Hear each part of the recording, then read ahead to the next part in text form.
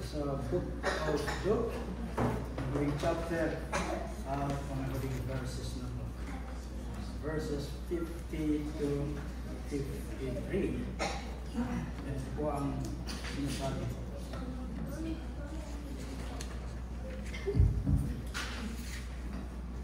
Then he led them out of the city as far as Bethany.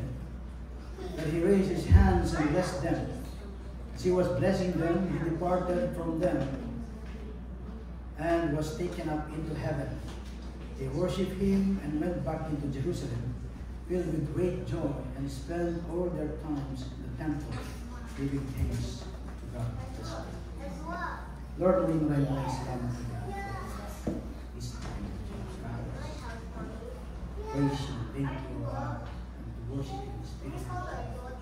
Salamat mo yung Diyos, kini ay kakarinig.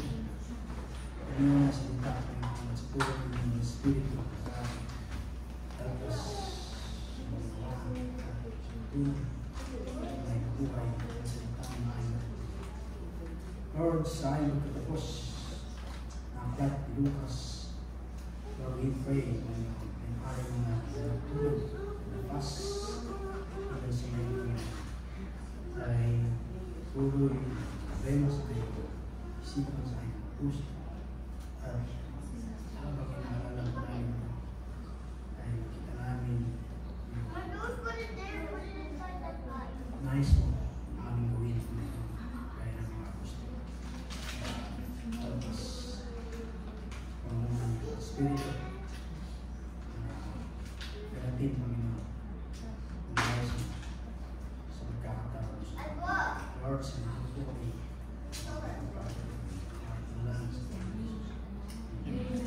tayo po ay makapag.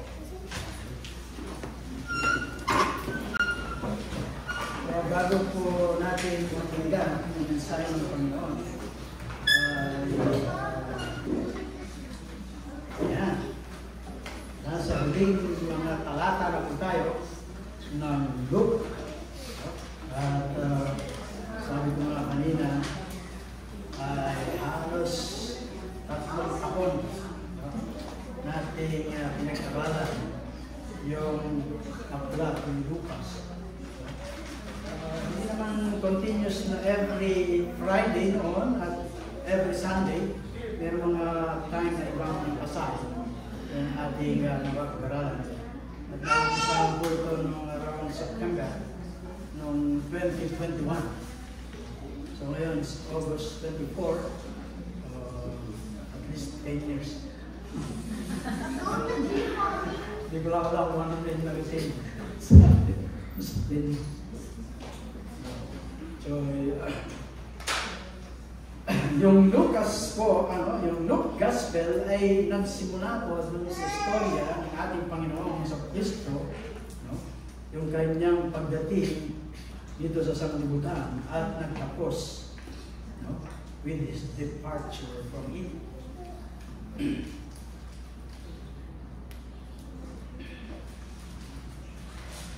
Yung pong kanyang buhay ay nagsimula with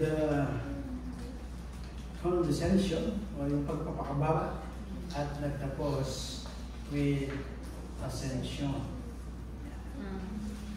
It begins with incarnation, kanyang pagkakatawang tao, and ended with exaltation. Ito po ay nagsimula with expectation at nagtapos with consummation o kaganapan o pagkaganap.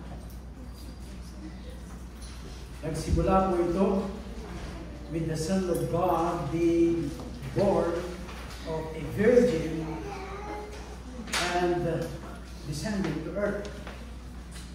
At nagtapos with the Son of God being born from the dead and ascending to heaven. It began with hope unrealized and ended with hope fully realized. At nagsimula po with a promise and ended with the fulfillment and due promise. So po rin po ay nagsimula with the praise of Mary. Kung babasahin niyo sa chapter 1, Zacharias, Simeon, Anna, and the angels in anticipation of Messiah arrival, and ended with the worship and praise of those who witness Messiah's departure. Nagsimula sa temple at nagtapos sa temple. So yung pong Luke 24:53 deals with the ascension, which is described more fully in Luke's second volume. Kung umpisa kanina, yung Acts. At yung Acts po, pagkatapos natin itong Luke, ay yun po yung ating pag-aaralan sa mga darating na Sunday. So kung ito ay tinapos natin ng 3 years, dahil may mga interval na ibang mga pasahe, 24 chapter, so yung Luke ay mga 26 chapter, maybe 3.5 years. Huwag nandito pa tayo. Mulotin ang Panginoon na sama-sama pa tayo sa pag-aaral ng kanyang salita. So yung daw pong ating mga buhay are made up of a series of transition. Isipin natin, kung tayo ay isang maliit na bata pa, tapos nakarating tayo sa grade school, papuntang high school, hanggang college. So iba-ibang transition yung ating napagdaanan. At yung pag-aasawa ay isa rin transition. Sabi ng iba, talagay na ako sa tahimik. Pag napag-asawa, pag-aasawa. So marami po yung tumawa. So nakarelate po sila. Talagay na daw sila sa tahimik. Hindi ko lang po ang tahimik yung kailangan yung sinasabi. So it's a transition. Pagkatapos ay nagkaroon ka ng mga anak, is another transition. So from one level to another level. Yun po yung transition. No? Pagkatapos ay yung mga anak mo ay iiwanan ka. Dahil magkakapamilya sila. Iba na lang kung sa mga ibang pamilya, sama-sama sila. Doon sa isang compound. It's another transition. No? At pagkatapos, kapag nag-retire ka, no? Dahil kami malapit na, another transition. At tumatawag si Brother Nick, kasama siya sa retirement transition. So, at each of this point, we begin a new chapter po sa ating mga buhay. As we finish the book of Luke, we reach a time of transition for the early believers. Yung pong earthly life ng ating Panginoong sa Kristo is completed.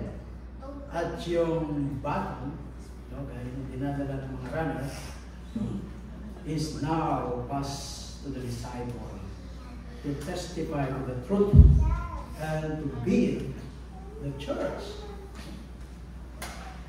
So Luke reflects this transition by ending his gospel and starting a new book.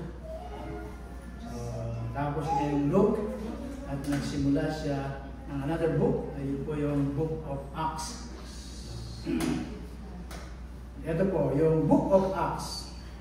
Yung pong Book of Acts is the record of what happened to the work of the disciples. So, and Luke begins the Book of Acts by summarizing the conclusion of his gospel. So kung tinignan niyo yung umpisa ng Luke, lalo na dun sa verse 9 to 11, ay kaparehas nito 24:50 to 53. Sabi po sa verse 3, let me read again.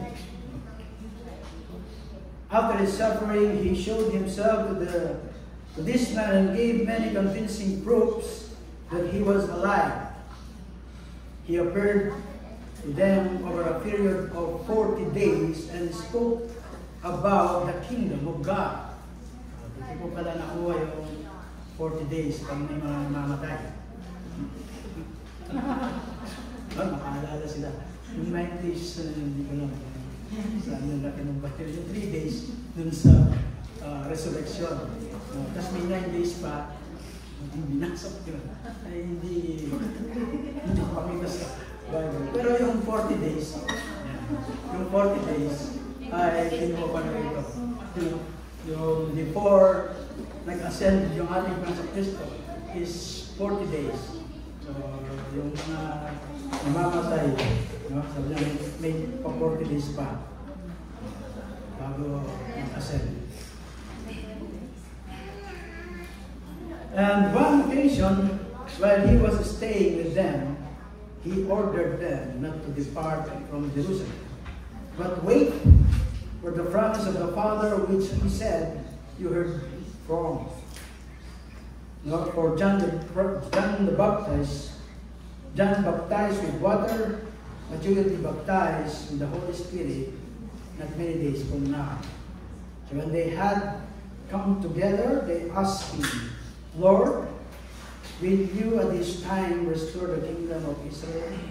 He said to them, it is not for you to know times and seasons that the Father has fixed by his own authority, but you will receive power when the Holy Spirit has come upon you, and you will be my witnesses in Jerusalem, in all Judea and Samaria, and to the ends of the earth.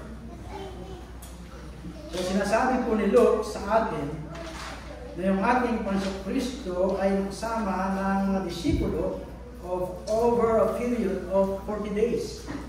At sa mga panahon na iyon, siya ay nagtuturo, tinuturuan niya sila. At sila naman ay nagkaroon ng pagkakataon upang mga bagay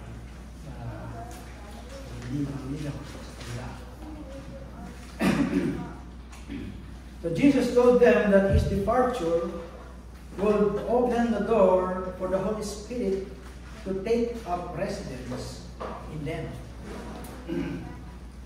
Through the Holy Spirit, Jesus would now be able to be with them every moment of their lives. So yung pag-alis niya ay yung pagdating ng Holy Spirit, at through the Holy Spirit ay makakasama siya ng mga mananampalataya every moment of their lives. If any of them ay magtatanong daw kung paano nila malalaman na yung banal na Espiritu ay dumating, at marahil sinagot ng ating Panginoong Kristo, huwag kayong mag-alala at malalaman. At kung babasahin natin yung Acts chapter 2, ay makikita po natin doon kung paano yung pagdating ng banal na Espiritu sa buhay ng mga nananampalataya. So following the summary of the 40 days, Luke recount the same events. Yung pong nabasa natin dun sa dulo ng Gospel. Luke at yung verse 9 to 11 ng chapter 1 ng Acts. Sabi po sa 9, and when he had said these things, as they were looking on, he has lifted up a cloud, took him out of their sight. And while they were gazing into heaven, as he went, behold, 2 men stood by them in white robes, and said, Men of Galilee, why do you stand looking in heaven? This Jesus who has been taken from you into heaven will come in the same way as you saw go into heaven. Sabi nga po, we don't think much about the ascension of Christ na dapat sana ay ganoon din yung is natin yung sa ascension. So after resurrection ay hindi na napapag-usapan yung ascension ng Panginoon. Hindi lang daw ito nasa isip, but ito daw ay isang cornerstone teaching of Scripture, yung ascension ng ating Panginoon. Sineselebrate daw natin yung kanyang incarnation kapag Christmas. Then, we recognize the crucifixion pag Good Friday. And then we rejoice in the resurrection on Easter. But we don't really give much attention to the ascension.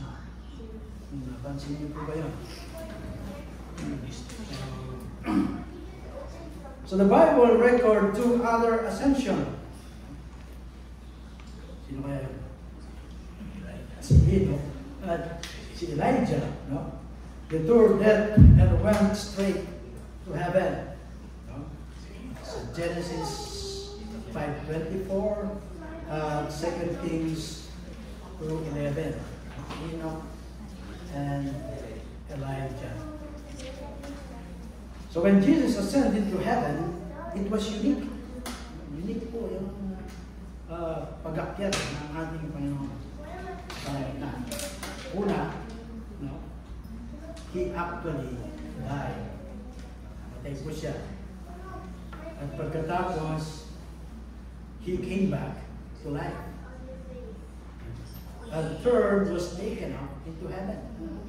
Ito po sa 1 Timothy 3:16, sabi po ron, no, He was manifested in the flesh, vindicated by the Spirit, seen by angels, proclaimed among the nations, believed on in the world, taken up in glory. So ito pong event na tinatawag na Ascension of Christ, dito po sa ating title, no? In this act, Jesus identified clear transition.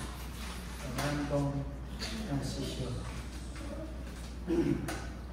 He will no longer be with them on earth. He will be in heaven. Sabi po ng Pasay sa Mark 16.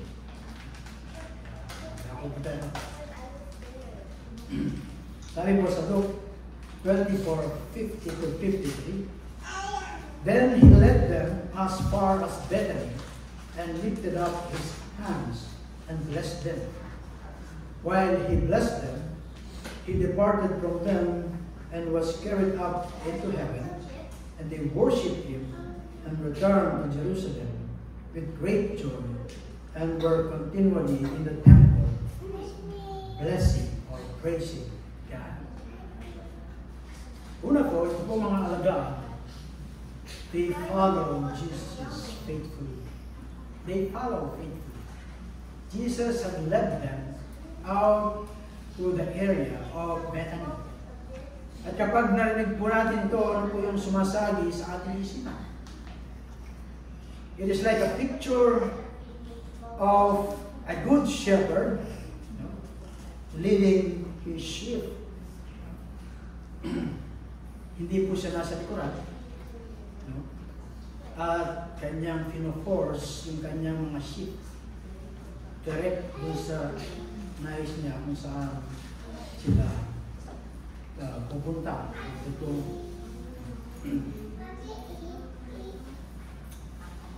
he is ahead of them, calling each of them by name. At ito po yung another example ng Panginoon kung sinabi niya dun sa John 10:27, my sheep listen to my voice, I know them, and they follow me. So nung Jesus had led them out to the area of Bethany, ay sumunod po sila sa ating Panginoon Kristo. Nandun yung kanilang pagkalingan at pagsunod kung sila ay nilin ng Panginoon doon sa lugar, sa area of Bethany. So yung area of Bethany was special to Jesus. Ay maraming kaganapan na naganap doon, naganap yung ating Panginoon Kristo. Dito pong Bethany ay kung saan nandun si Lazarus at yung kanyang kapatid na si Mary at Martha, doon po sila naninirahan. So John 11:1. So yung daw pong Bethany is a 1/2 or a 2 kilometer from Jerusalem. Itong ating Panginoon Kristo ay madalas nag-i-spend siya ng night niya doon sa lugar na yun. Kung babasahin natin yung Matthew 21:17 at yung Mark 11:11. So doon din sa Bethany na tumungo yung ating Panginoon Kristo doon sa tahanan nitong si Simon the leper. No? Yung at doon din yung babae na nag-anoint, no? Sa ating Panginoon yung very expensive perfume sa Bethany po yun, Matthew 26:6. So according to Acts 1:12, kung babasahin po natin yung Acts 1:12, the ascension took place on the mount called Olive. So hindi po to discrepancy because yung Mount of Olives was right next to Bethany. Kalati po yung Mount of Olives saka yung Bethany. At kita po natin that Luke understand yung pong proximity dito. Yung isinulat niya doon sa Luke 19:29, chapter 19 verse 29, sabi po niya, as he approached Bethany, no? Yung pong tinatawag na Mount of Olives ay nandun po yung sa Kristo. At madalas doon nag-meet yung ating Panginoon sa Kristo at yung kanyang mga disipulo doon sa Mount of Olives. At din po yung siya ay manalangin. Jesus agonized in prayer nung pong gabi na bago siya pamatay. Ay hindi sa lugar na yun. Kaya napaka-halaga yung lugar na yun sa ating Panginoon sa Kristo. They followed Jesus. Sumunod po yung ating yung mga alagad. Kung paano tinawag niya yung kanyang unang alagad doon sa lugar na kung saan sila ay nangingisda. When Jesus called them, they followed him. Then sabi po sa ating basahe, no, ay he blessed them. He blessed them. After leading them, Jesus then lifted up his hands and blessed them. Ito po yung last thing that Jesus na nagbigay po ng blessing sa kanyang mga alagad. Gaya po ng mga high priest, no, nung bine-bless nila yung mga tao doon sa Leviticus 9:22. The great high priest pronounced peace to his followers. Kagaya din po ni Jacob nung i-bless niya ang kanyang 12 anak bago siya mamatay. No? Sa Genesis chapter 49. So Jesus blessed his disciples. And pansinin po natin kung gaano niya kamahal itong mga tagasunod sa kanya. Marahil ay pwede niya silang pagsabihan dahil sa kanilang mga kasalanan. He could have expressed yung disappointment, no, about yung kanilang mga doubt. Napansin natin doon sa mga nakarang pag-aaral natin, they are nagda-doubt ko sila sa Panginoon. He could have given them grief for the ways they had let him down. But sa halip, He blessed them. Siguro tayo, ngipin sa ngipin. But yung Panginoon, sabi niya, sa kanyang mga sa kanyang salita, huwag ngipin sa ngipin. Tayo, pag ginawa ka na hindi maganda, lagi ang gagawin natin. But siya, instead na hindi maganda yung kanyang sasabihin sa kanila, He blessed them. Yung reverse, ay pinag-amal kasi ng ating Panginoon. So, yung daw pag-bless, ang ibig sabihin is to bestow good on someone. At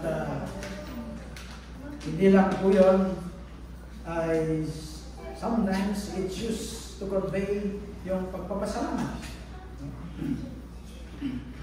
Hindi ba magandang marinig, no?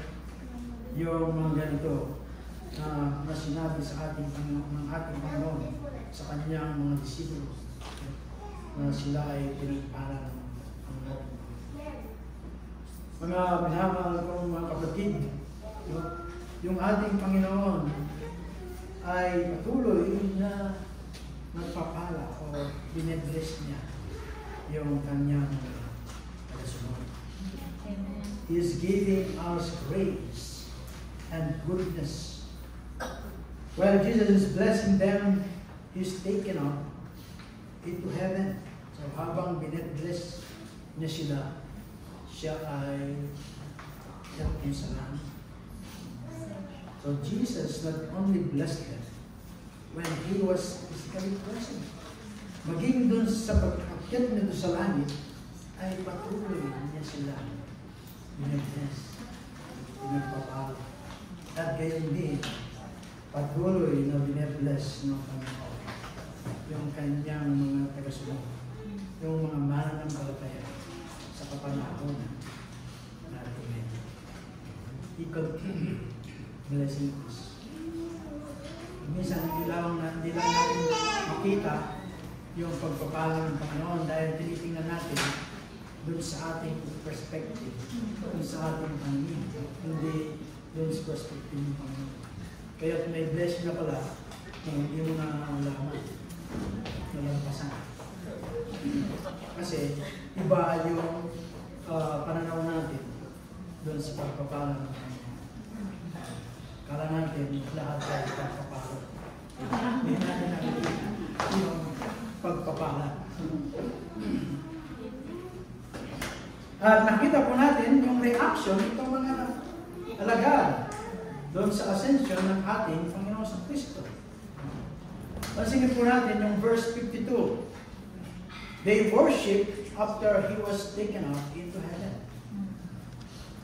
Siya po ay worship nila. They worship Him. No, hindi sila na yung nalungkot o para bang nawala ng pag-asa dahil nawala yung kanilang Panginoon, umalis, iniwan sila. But nandun po yung pagpuri nila. They are filled with praise and they worship the one they can no longer see. Hindi na nila siya makakita, but nandun yung kanilang pag-praise, no? Yung pag-worship nila sa Panginoon. Kasi alam nila kung bakit siya lumisan. Sa ating nga, dato sa atin, kung may maalis, nandun yung kalungkutan natin. Kasi hindi natin tinitingnan kung bakit siya aalis. Pag yung maunawaan natin kung bakit siya aalis, ay kagaya ng mga alaga, nandun yung kagalakan at nandun yung pagpupuri nila at pag-worship sa Panginoon. At napakagandang makita ito sa mga alagad. Nung iwan sila ng ating Panginoon Kristo, sa halip na sila ay malungkot, nagkaroon po sila ng great joy. John 14:28.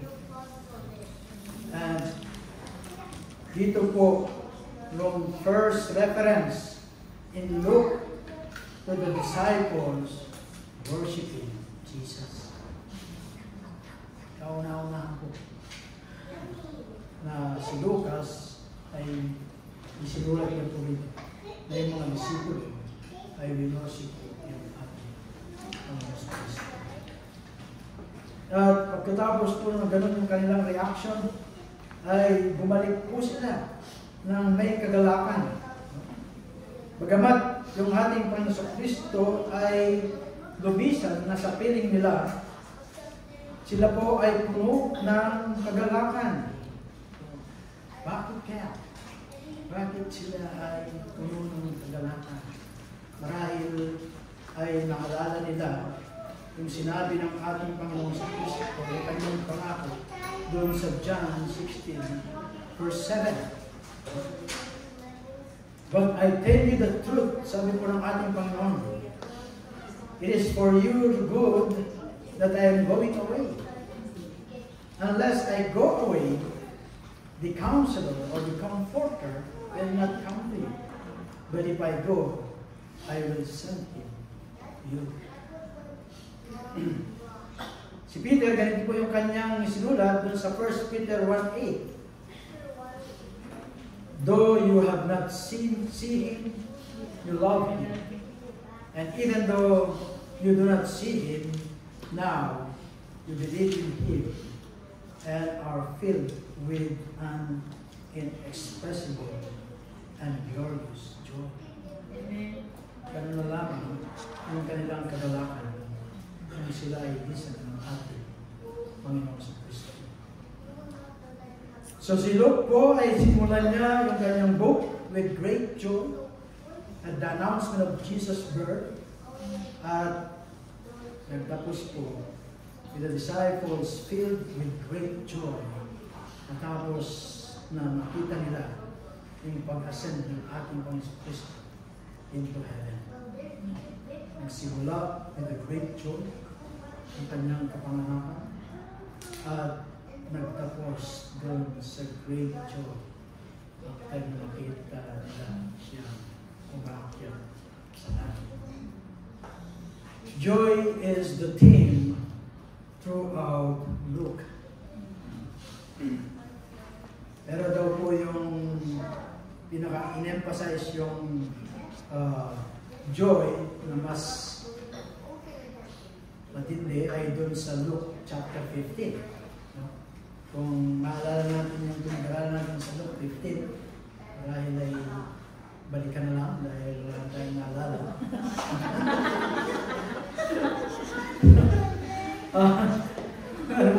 There is joy in heaven over one sinner who repents.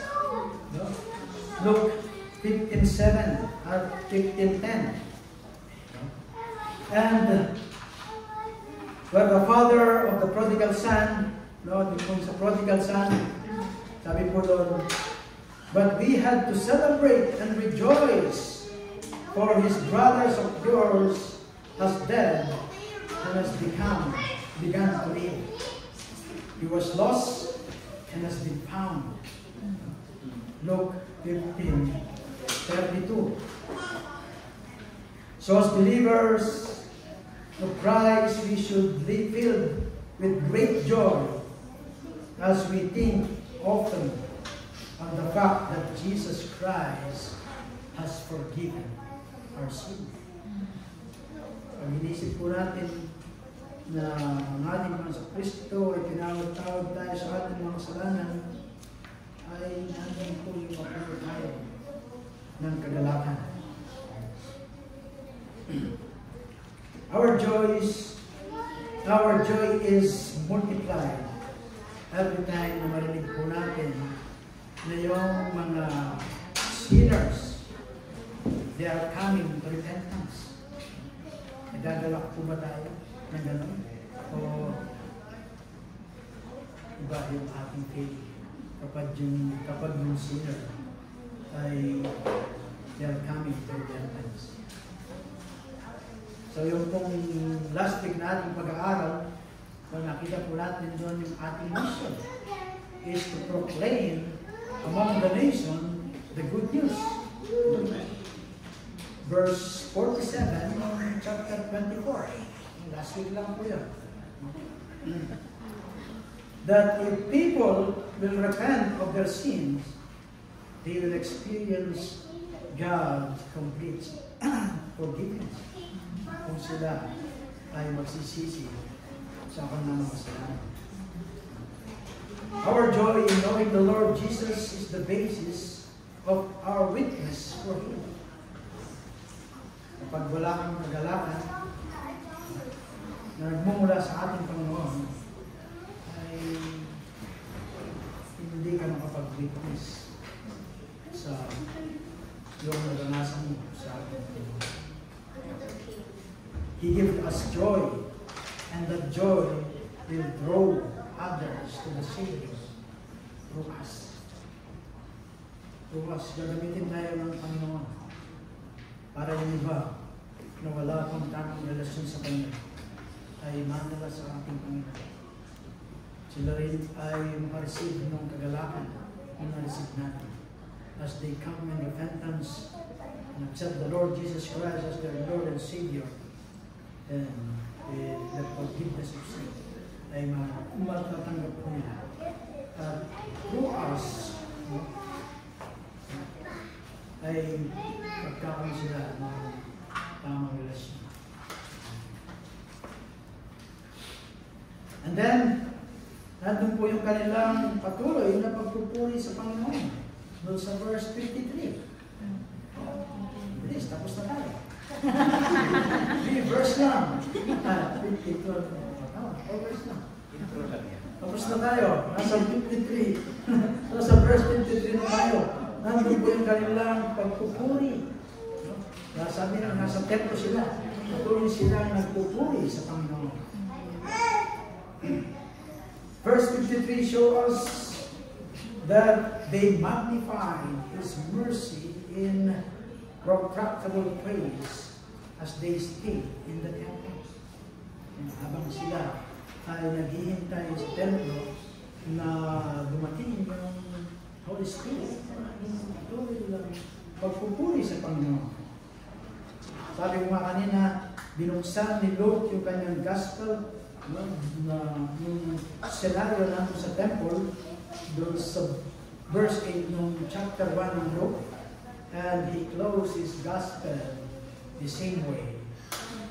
Ito sa Luke 24, verse 53.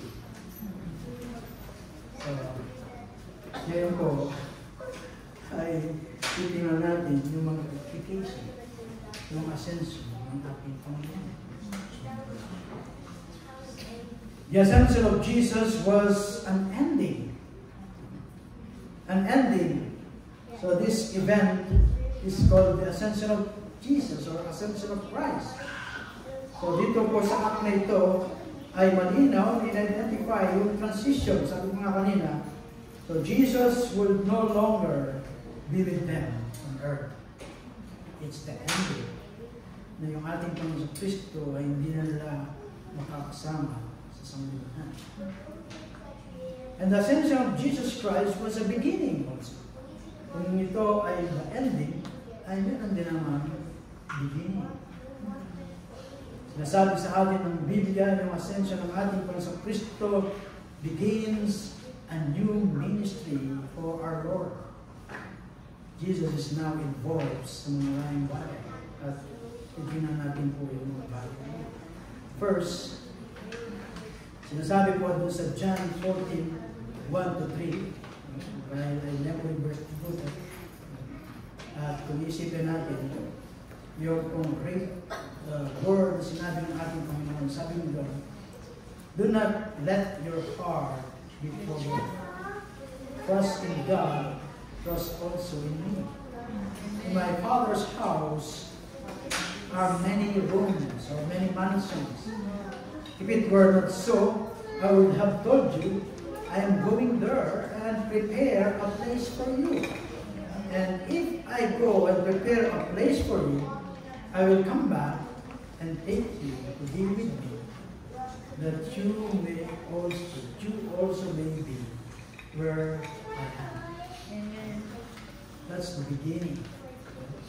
Yung pangako ng ating Panginoon, no? Siya ay aalis at ipaghahanda niya tayo ng room o lugar na kung nasaan siya ay tulong din tayo. Amen. Amen. So our Lord assures us that He's making a preparation for our arrival into His kingdom.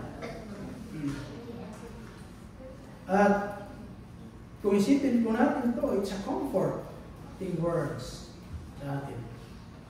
He's preparing a place for us. And hindi lang po yun. He's also preparing us as we live this life. And prepare din po tayo, no, ng Panginoon as we live this life. Someone had said sa mga po, heaven is a prepared place for a prepared people. Yung daw langit ay prepared place para dun sa mga prepared. Amen. Are we prepared? Amen. Kung dumating sa oras na ito ang Panginoon, prepared po ba tayo? Amen. And even now, Jesus works on our behalf. Hindi lamang niya piniprepare yung lugar para sa atin, He intercedes for us. Jesus intercedes for us. Basahin po natin sa Hebrews 7. Sabi po sa Hebrews 7, verse 25. Therefore, He is able to save completely those who come to God through Him, through Jesus, because He always lives to intercede for them.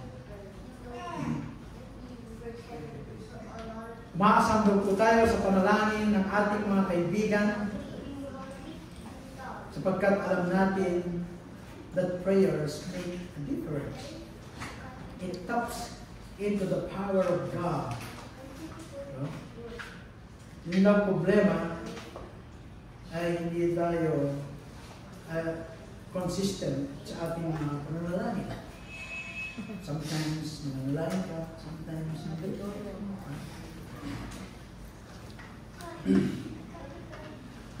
You don't see yung big picture kung tayo ay nananalangin. Pinananalangin natin na yung discomfort ay mawala sa atin. No? Rather than yung mga trials ay gawin yung kanyang work sa ating mga buhay.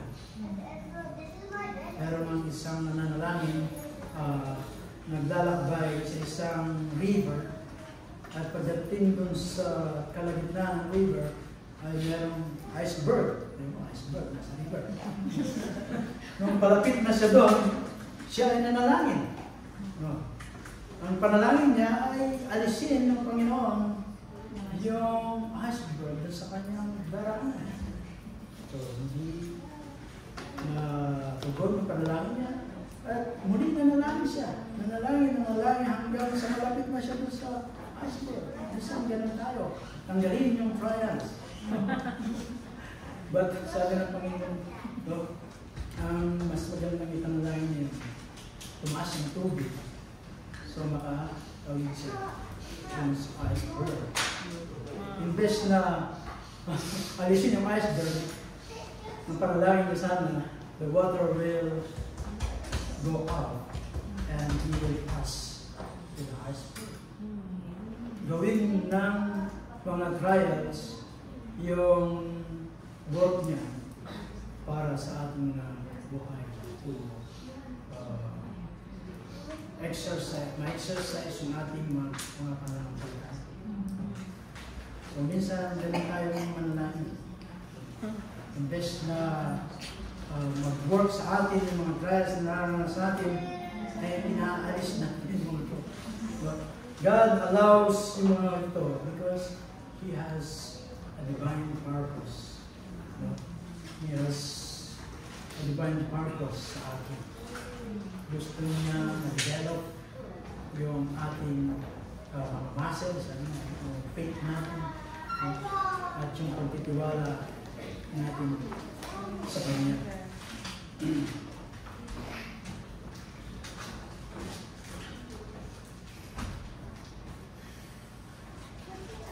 But yung ating Panginoon Kristo ay iba sa Kanyang pananalangin.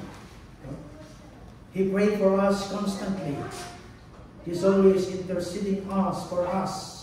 No? Gaya rin ng Banal na Espiritu na nag-intercede sa atin. Hindi natin alam yung ating mga pinapanalangin ng the Holy Spirit. Ay tinutulungan tayo upang makapanalangin tayo sa Kanya.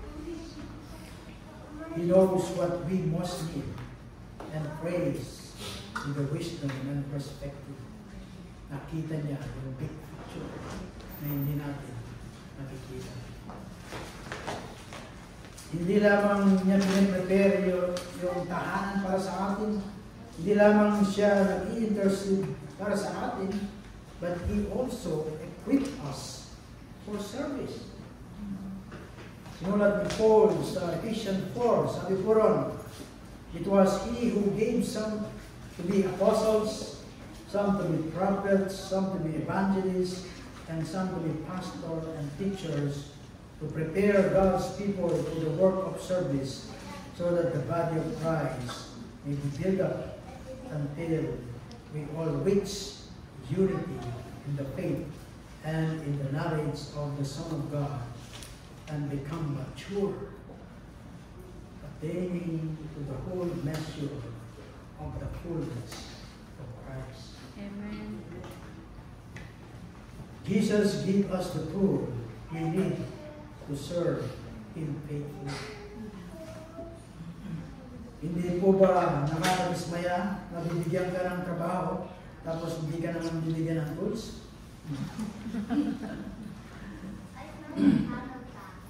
The Lord not only gave us a job to do, He gave us resources we need to do that job. He gives us the gift and the abilities with which we need para ganapin yung ating mga role, yung ating mga unique na papel o tungkulin in the work of His kingdom. He enables us to play a part in His divine work. Kaya sabi nga natin ulit-ulit, kapag may pinigay sa atin ng Panginoon na pinagagawa niya, ay i-enable niya tayo para magawa natin yung kanyang pinagagawa sa tulong ng Banal na Espiritu. So, pansinin din natin na yung ascension also brings about something new in us. Pansinin niyo po yung mga college student. Sila ay nag-enjoy sa kanilang pag-aaral all these years. At pagkatapos, malapit na yung completion ng kanilang college, no? Yung pagtatapos, ay nandun po yung excitement. At hindi ang excitement, siyempre, nandun din yung anxiety. Merong excitement, but meron din pangamba. You know? Everything is changing. You know? But it is also exciting to be grown up at makapaghanap ng trabaho. Yun ang pangangamba nila. No? Tapos na yung pagbibigay ng allowance. Paghahanap na ng work. No? and begin yung pong process of doing what you have spent sa mga panahon ng pag-aaral mo sa college. Ito po yung mga trainings na ginawa mo. Ganun po yung mga alagad. They followed Jesus. Narinig po nila yung kanyang mga turo. Nakita nila yung kanyang mga ginawang mga himala. At meron silang period of internship under sa supervision ng ating Panginoon. At ngayon, ano na? They are going to live. But yung pamuhay nila, yung kanilang natutunan, yung kanilang mga nasaksihan, mga katotohanan na nagmumula sa ating Panginoon Kristo. So the disciples are commissioned sa maraming mga bagay. First, nakita po natin na sinabi doon, na sinabihan sila na maghintay. Wait. Marami po sa atin are not particularly patient. Hindi po tayo patient sa paghintay. But yung daw po waiting is a discipline cultivate. Is a virtue in patience. It is learning to wait for God's leading and God's direction. Yan ang hindi maganda. We are still waiting. Nandiyan na, hindi pa tayo nagtubo. Hanggang waiting lang. Sila, nung sinabing mag-wait, hindi maraming araw pa mula ngayon, but nung dumating ang banal na Spirit sa kanila, then they go and preach about sa ating Panginoon Kristo. So sinabihan din siya that they were told to witness. Yung kanilang trabaho ay ispasa yung kanilang mga narinig at nakita sa ating Panginoon Kristo. It was their job to pass on the truth of God's plan. At kapag daw pinag-uusapan natin itong witnessing sa ating kapanahonan ngayon, ay it's the same thing. Ang panahon nila. It is not about learning a techniques or yung para bang ikaw isang 6-month na pag-aaralan mo kung paano mo kukumbinsihin yung isang pagbebentahan mo ng product. It is about passing on what we have seen and experienced and become convinced of yung narinig natin, na-experience natin patungkol sa ating Panginoon, sa ating Panginoon sa Kristo, yun yung ipapasa natin. The message of the gospel is like a baton, sabi nga kanina, na gagaya ng isang runner na daladala niya doon sa takbuhan. Each person in the race take the same baton and passes it on the next person. Ito raw yung ating trabaho to communicate the message faithfully and passionately. At yung kanilang target audience was unrestricted. Yung target audience nila, it was unrestricted. Hindi sila namimili. Ay, ito yan. Oo. Ano yan? Pilosopo. Ay, hindi yan. Mga yan. Hindi ganun, no? Jesus said, "You will be my witnesses in Jerusalem, in all Judea, Samaria, and to the ends of the earth." Sabi po din sa Acts 1:8. At dito po sa pasayan nito, makikita natin yung outline of the book of Acts. As we study the book of Acts, makikita po natin na ganito po yung ginawa ng mga apostol. No? In the book of Acts, we read about the disciples as they preached first in Jerusalem. No? And when they diligently start to reach out, first yung mga Jews, tapos yung mga Hintil.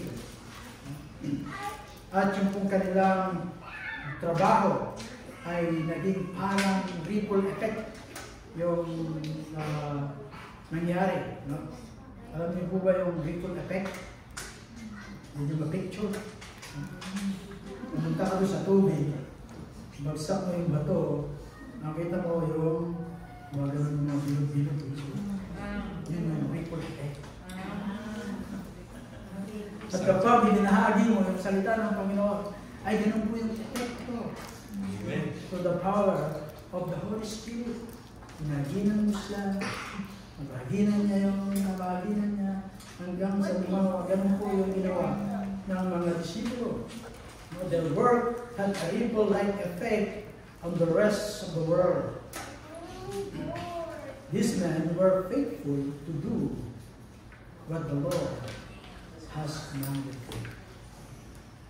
Faithful po sila na gawin yung inutos ng Panginoon. And there is a great and a sobering message for us, to you and me. God has also called us to go. Kapag po sinabing go, hindi po tayo nakaupo. Yung go ay action word po yun. No? Sabi niya, go into the world and make disciples. Sabi po niya, make disciples. Hindi po make believers. Hindi nag-stop dun sa make believers. Make disciples. So it is also our assignment. Hindi lamang po yung mga disipulo, hindi lang yung mga pastor, elders, but bawat mananampalataya. Ito po yung ating assignment. Marahil kung tayo ay nag-aaral, ay hindi natin ugali yung mga assignment. Kaya nadala natin hanggang ngayon. Yung kaklase ko sa nagagawa ng assignment ko. Hindi po meron. Lahat po tayo ang mananampalataya ng ating Panginoong Kristo na receive ng kaligtasan mula sa ating Panginoong Kristo, to experience yung pagtahan ng Banal na Espiritu sa atin. Lahat po tayo ay tinawag upang ibahagi ang gospel of salvation ng ating Panginoon. Our job is not merely to study the book of Luke. Hindi lang book of Luke. May book of Mark na natapos na, book of John. Yung Hebrew ay nasimulan na rin natin. No? Yung Ruth, Nehemiah, yung Genesis. No? Ang dami na po natin book na pag-aralan. So hindi lang po yung ganun yung job natin to study. It is to take what we have learned and share it with others. We have been given the job to be a witness sa ating mga pamilya, kaibigan, trabaho, o even yung mga namimit sa metro, restaurant, praise God, sa mga kapatid na ginagawa yung kanilang assignment. We need to have the same kind of determination and passion that we see doon sa mga disipulo. No? Naunawaan po nila, and so we must. That is the most important information in the world. It is more important than what we learned in school. It is more important than the skill we learn for life. The more important than any other work we learn. Yung po pagbahagi ng gospel of salvation. Sabi ko ni Martin Lloyd Jones, sinulat pala ni Martin Lloyd Jones. Do men and women need to be told about some kind of program that will give them better condition? Bibigyan daw po tayo ng mga programa na kakabuti ng ating kondisyon. That is not our greatest need. If we were all given fortune, would that solve our problem? Bibigyan tayo ng fortune. Kung ito ba ay makakasolve ang ating problema? Would that solve our moral problems? Would that solve the problem of eternity? Of course not. The message of Christianity is not about improving the world, but about changing people in spite of the world, preparing them for the glory that is yet to come. Amen. The message of Christianity is not about improving the world, but about changing people in spite of the world, preparing them for the glory that is yet to come. As we go into the world of the gospel, we actually have seen advantages sa kapanahonan po natin ngayon kumpara sa mga disipulo noon. We can travel great distance because sa mga transportation. Noon, lakad-lakad lang. Cadillac lang doon. Ngayon, meron ng Mercedes, may metro ba, may bus. Dati, Cadillac lang. Cadillac. At madali yung bumiyahe. Meron mga radio, mga television, may internet pa. At maraming mga resources na available. We have hundreds of pictures na pwede tayong ma-photo. Hindi kagaya ng panahon nila. But those are on reference only. The only we have, kailangan natin ay yung Bible. The only authority word. May mga challenges tayo na experience sa mga new technologies. Minsan ay puno ng information. Overload tayo sa mga information. Yung ating mga email, puno. Tapos may mga update pa sa mga Facebook. Tapos may mga text messages pa dyan, may mga blogs din, mga discussion, at marami pa mga materials. And we are used to sa mga mababaw na katawan ng mga ito. But we have the Bible and the Holy Spirit who can teach us para may kalaganan yung katotohanan of the gospel. At ito ay magana kung ating nanaisin at tayo ay susunod, mag-obey kung sa panawagan ng ating Panginoon. Gaya ng ating pag-aaral noong last week, it is not about ability. It is about yung willingness.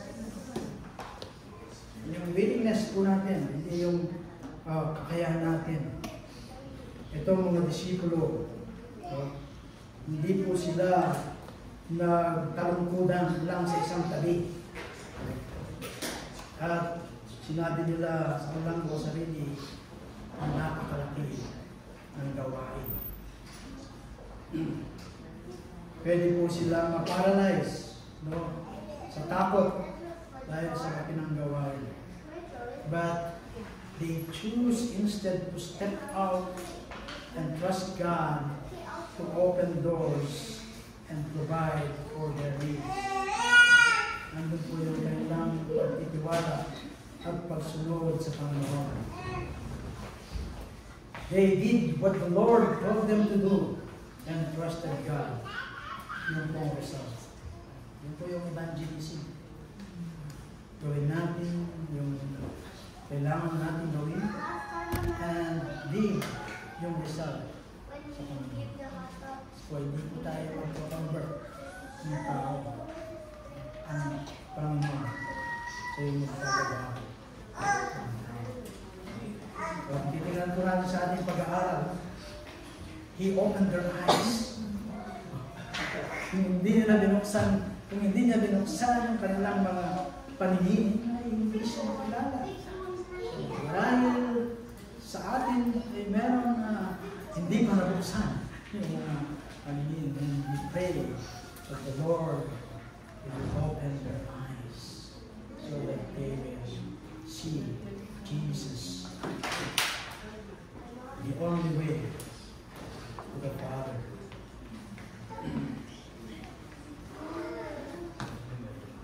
So the question you and I have to ask is this: are we willing to serve the Lord?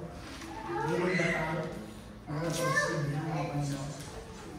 Are we willing to give yung ating mga oras, yung ating mga resources, and make the sacrifices that might be needed to reach the world with the message of the gospel? Willing po ba tayo? Di po ba nakaka-intimidate sa atin ito? Ayaw nating umalis dun sa ating comfort zone. We like being safe and in an environment kung saan tayo ay may control. The things is we can't be safe and also be faithful. Safe involves trusting in what we feel na magagawa natin in our own strength. Faith involves daring to move forward in God's strength. Kumusta po yung ating pananampalataya? Saan tayo magsisimula? Where do we begin? Simple lang ang sagot. We need to begin where we are. Kung nasaan po tayo, hindi tayo magsimula. Kasi nilagay tayo ng Panginoon. Nilagay ka dun sa amo mong yung sa amo mong na restrict. So, doon kami nilagay ng Panginoon. Ipanalagay ko siya. Sigurado ay pagpapagawin siya ng Panginoon kung yun yung desire. Meron ka ng isang technical manager dati doon sa Qatar. Strict talaga. Kapag tinawagan pa lang yung QC, nangangatal na. Hindi makapagsalita ng todo. So, kinabahan ginawa ko dahil pag-sabi nila, first time na makasama sa project yung strict na technical manager na yan. But I pray for the Lord. Amen. Ano yun, naging kaibigan ko siya. Sabi niya, I will not put on your forehead na QS ka lang. I'll make you my assistant. Kung saan tayo nilagay ng Panginoon, begin there, start there. No? Doon ka magsimula. No? The disciples started in Jerusalem. We need to take the message of the gospel doon sa ating mga Jerusalem, sa ating mga neighbor, friends, co-worker. No? We need to be faithful in telling our friends about Jesus and not just about the church. No? Kaya, create an opportunity. And the Lord will open doors. Sabi niya. Kung ikaw ay naglalakad ng asal. Dahil ginagawa ni Ate Rene noon. Na-approach niya yung mga kasabi na naglalakad ng asal. Naka-invite sila sa church. Hindi na tayong mag-share. Invite mo sa church. Create an opportunity. Then mabuhay na consistent. Kung ano yung sinasabi mo, ay makita sa buhay natin. Ano isang magandang employee. The people around us are watching to see if what we profess is real. Baka sabi mo lang. The things that impress people about the disciples is that they were different from everyone else. Yun po yung nakita nila. Kakaiba siya. Hindi siya same. Kakaiba sila. Kakaiba yung kanilang pananalita, yung kanilang pamumuhay. Kakaiba. Kaya maraming nahihirap sila sa Panginoon. And the opportunities are endless. God will open doors if we are willing to walk through them. But make sure that yung ginagawa natin ay hindi sa kansarili natin glory sa all glory God. Jesus did not say it would be easy. Hindi na sinabi madali. If we follow the story yung mga disipulo, sa Book Acts, makikita natin yung mga naranasan ng mga disipulo. Marami po silang na-experience ng mga opposition. Literally, sila po ay namatay o pinatay, giving their lives to the message of the gospel. Prior nito ay intimidating, nakakatakot, fear. But it is also a reminder that this man truly received yung pong ating Panginoon at the Lord give them yung strength, yung lakas ng loob at nagampanan nila yung pinagagawa ng Diyos sa kanila. Yun daw kung Christianity is not a club or a hobby in a week. No, ma-maintain po yung membership. Being a follower of Christ was the passion of their lives. Ito pong mga kailangan.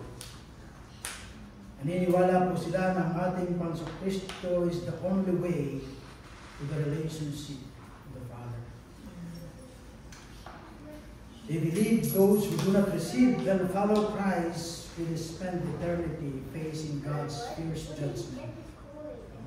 Consequently, they believe that no sacrifice was too great. So these men kept their eyes to the prize. Kaya ang ni Apostle Paul, siya ay patuloy na tumakbo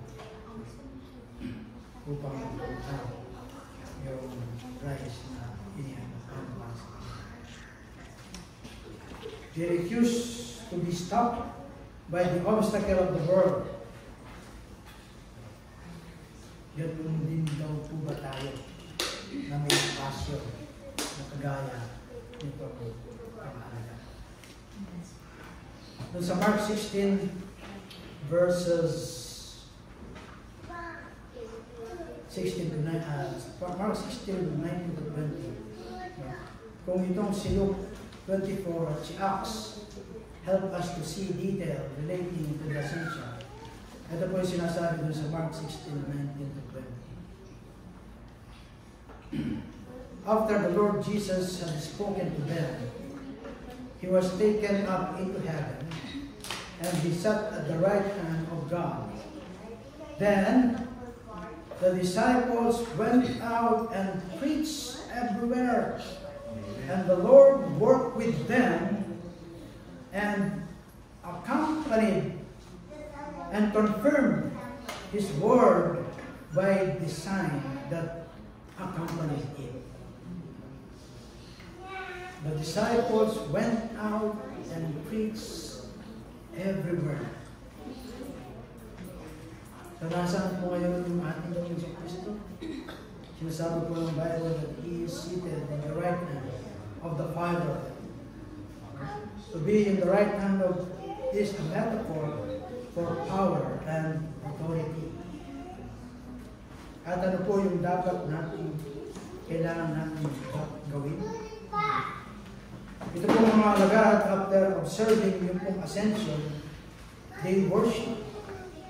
And then they witness. As they went out and preached everywhere, they were doing what Jesus had commanded in the Great Commission. Masinin po natin that the Lord worked with them, confirming His presence and His power by accompanying signs. Ganun din po ba tayo? Gaya ng ano po ba yung passion natin na gawin yung command ng ating Panginoon? So in conclusion,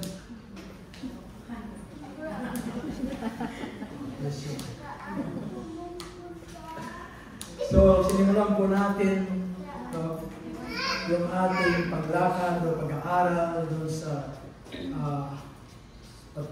with Jesus sa Gospel of Luke. Sabi ko nga kanina, almost 3 years. Ako ay nagsimula ng September 2021. At ngayon ay 2024. The Gospel of Luke began in the temple, and nandun po si Elizabeth, si Maria, si Mary, si Zacharias, si Anna, si Simeon, at nagtapos po yung aklat ng Lord in the disciples. This is where our walk with Christ should start and finish. Above all these things, we should be worshiper. We should be worshiper. Hindi po ibig sabihin na tayo ay church attender. Worshipper po. There are many who attend church and never worship. A worshiper is one who adores and loves the Lord every moment of every day na nabubuhay. Kung natutunan po natin yung mensahe of Luke at narinig natin yung mensahe about sa buhay ng ating Panginoon Yesu Kristo, we should adore the Lord. We should talk to Him throughout the day. We should seek to honor Him more than we seek to honor ourselves or impress ang mga tao. We should follow Him wherever He leads us. And praising Him in every circumstances na nararanasan po natin. At makita po natin yung pagkilos ng Diyos sa ating. So yung pong transitions are a part of our life. Na pag-aralan natin yung buhay ng ating Panginoon sa Kristo, sa aklat ng Luke, at hindi lang sa Luke, hindi sa iba pang books na ating napag-aralan na. Now, we are asked to transition from being observer to being participant. From being observer to being participant. From being merely student to being witnesses or teacher. So this transition takes us from darkness to light, From the values of the world to the values of heaven. From pursuing our agenda to pursuing the agenda of God. From living from the moment to living for the King or for all eternity. As with other transition, it may be a little scary, but as we move forward, we will discover new joy, new opportunities, and we will find the new life as we have been looking forward. In John 6:62, after some of the disciples complained about the difficulty involved dun sa mga pagtuturo ng ating Panginoon Kristo, Jesus asked question. Kung kayo ay nagtatanong sa mga mabibigat o mga difficulty na involved sa ating pagtuturo, paano ba kung sasabihin ko sa inyo na ang anak ng tao will ascend to heaven? Mas mahirap paniwalaan. What will the ascension means po sa atin? What difference will it make sa ating paniniwala at sa ating mga behavior? Ito po yung magandang question ko sa atin. Ano yung kahulugan sa atin ng pag-ascend ng ating at anong naibigay nito sa ating pananampalataya, sa ating buhay, sa ating mga bigay. The ascension of Jesus Christ is a signal dun po sa earthly ministry ng ating Panginoon. At nandun siya ngayon sa piling ng ating Diyos, as the text or sinabi ko that He is sitting in the right hand of the Father interceding for us. Now it marks the return of His heavenly glory. So Jesus' glory has been veiled during His sojourn on earth, with one great exception. Ito po sa transfiguration na makikita po natin sa Matthew 17:1.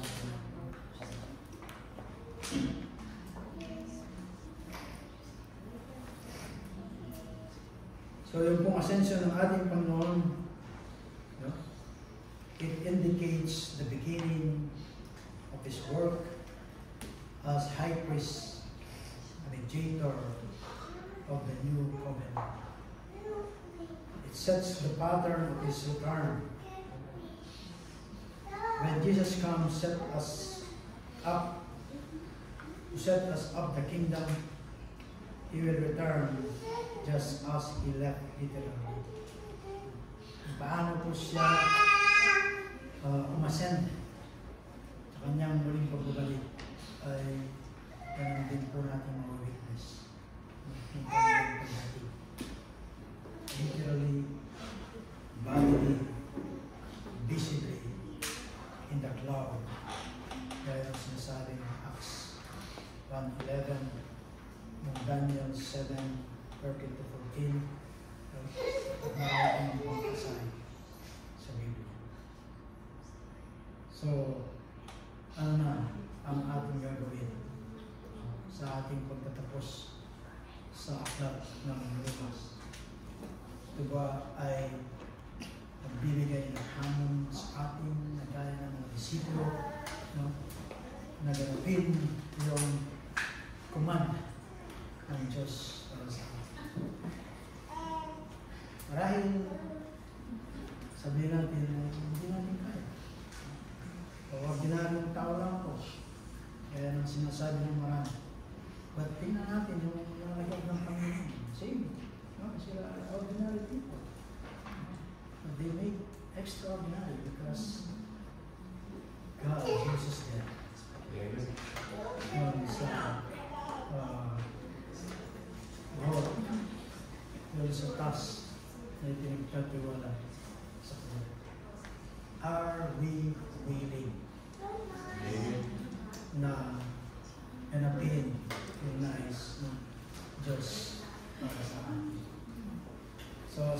susunod na mga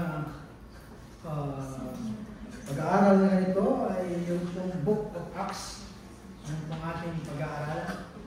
At ito po yung second book ni Luke. No? Nakikita natin kung paano yung progress, yung pagsunod ng mga apostol doon sa pinagputos sa kanila ng Panginoon. Marahil pagkatapos ng Acts, dahil makakabuo tayo ng susunod na book, tayo naman yung nandun. Sa third volume.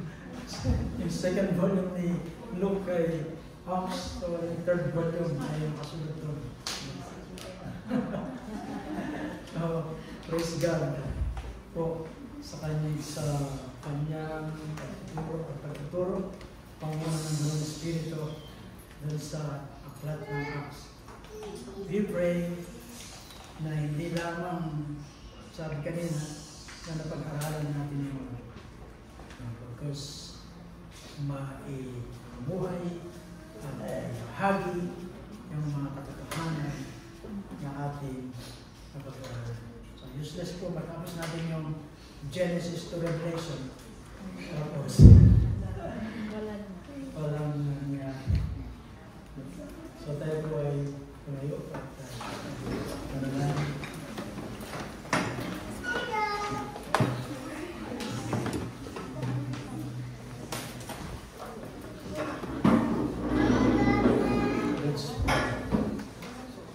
Nagilang Diyos kami po ay nagpupuri at papasalamat ng sampang ng Diyos sa mensahe na Lord, salamat po Panginoon sa pagsama po sa amin, sa pagtuturo ng Holy Espiritu.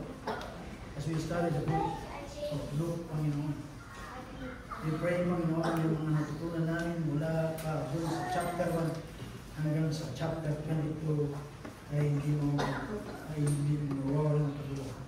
Because, Panginoon, always remind us, Panginoon, sa tulong ng Holy Espiritu, pagka yung aming mga natutunan, gaya nitong mga alagad, Panginoon, ay may bahagi po namin sa iba na wala kang tamang relasyon. Gaya ng mga alagad, Panginoon, na tunay na ito ay malaking gawain, pabigat. Kung ito ay gagawin namin sa aming pangsariling lakas at kakayahan. At kapag kasama ko namin, Lord, ito po ay magiging magaan. Ikaw ang magbibigay sa amin ng karunungan, ng strength, ng mga resources na kailangan ko namin upang aming upang aming i-obey, Panginoon, yung command ko sa amin na ipalaganap ko sa Panginoon in the hands of the earth. Lord, we ask you help. We ask you Lord ng iyong banal na Espiritu. At patuloy ko noon gaya ng nalagang sa sandoy ng pagtitiwala natin sa iyo. Yun namin nilalagay. Ang iyong iglesia, bawat anak mo na tinawag sa iyong iglesia. We have a job to do, gaya ng mga nalagang Panginoon. Lord, salamat Panginoon sa aming pagkatapos. Salamat lahat ng doon Panginoon. Kaya nakita namin Panginoon yung beauty of your ascension. Bagamat wala yung physical mo sa mga alagad Panginoon na sama nila. Panginoon, but you said the Holy Spirit represent Panginoon. Sila ay kasama every moment. Even sa amin. Kami ang nagsisi na ng palataya, tinanggap yung aming Panginoon Kristo ay nanahan sa amin ang Banal na Espiritu.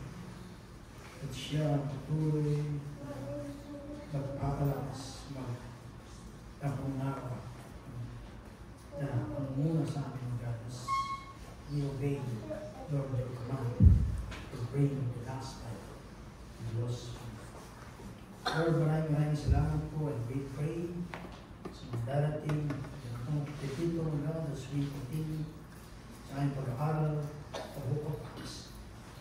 Kung may makita namin kung ano ang ginawa mo through sa mga disiplo, paano mo sila ginamit mo ikaw na rin na tinawag mo sa iyo as of church kaya ganun din namin yung trust na pinagtatiwala sa amin. Maraming salamat po sa buhay ng bawat isa at sa bawat at sa mga anak po Panginoon na nandun yung pagsunod Panginoon bless them Lord lead them Lord na sa pamungan ng Espiritu ng Panginoon ay tuloy ko ng passion ay agad ang bahagi sa mga wala pang tamang relasyon ng Panginoon sa iyo na nasa kalagitnaan ng we pray na yung Espiritu ibusin sa mga salita mo Panginoon at yung instrumento upang makita nila no other being on heaven kasama nila ang kaligtas na inalokos ang mahal naman ang Panginoon sa Kristo. Lord, give them faith, O God. Touch their heart, Lord. Lord, especially sa mga lakas that I realize that they need us and they will come in repentance and faith accept the Lord Jesus Christ as their Lord and Savior. Upang kami o Diyos, isang church, Panginoon, sama-sama, Panginoon, pinagpili mo, Diyos, yung command mo, pinagutos mo sa bawat sa salamat po, Diyos. Because yung mga gagawin na hindi mo mga kabulatan. Salamat po, Diyos, because you have given us the joy to do this work, Panginoon, Diyos. Lord, salamat, Panginoon, muli sa hapon na ito. May you will live na, Panginoon. You will extra sa buhay ng bawat isa as we obey ang command mo sa amin. Be mo, Diyos, salamat po.